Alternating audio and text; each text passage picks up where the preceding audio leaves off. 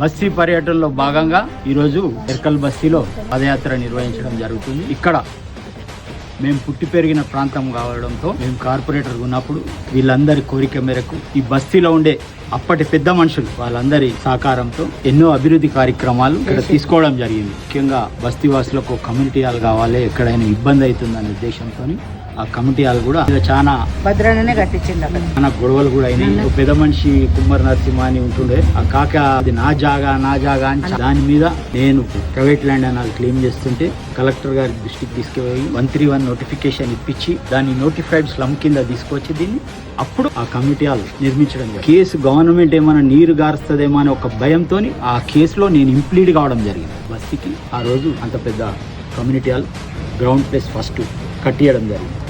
అప్పుడున్న అవసరాన్ని బట్టి డ్రైనేజ్ కానీ మంచినీటి సమస్య కానీ ప్రాంతంలో నీటి ఎద్దడి ఎక్కువ ఉన్నదని చెప్పేసి ఎవ్రీ డే ఒక వాటర్ ట్యాంక్ కావాలంటే ఒక ట్యాంక్ కూడా నిర్మించి నీటి ఎద్దడి లేకుండా చర్యలు తీసుకోవడం జరిగింది. అందులో భాగంగా కూడా అప్పుడు హ్యాండ్ బోర్సే ఉంటుంది కాబట్టి అవి కూడా వేయించడం జరిగింది.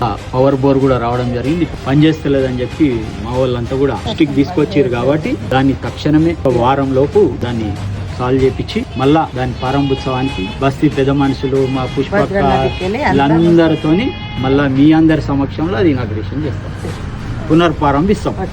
అభిరా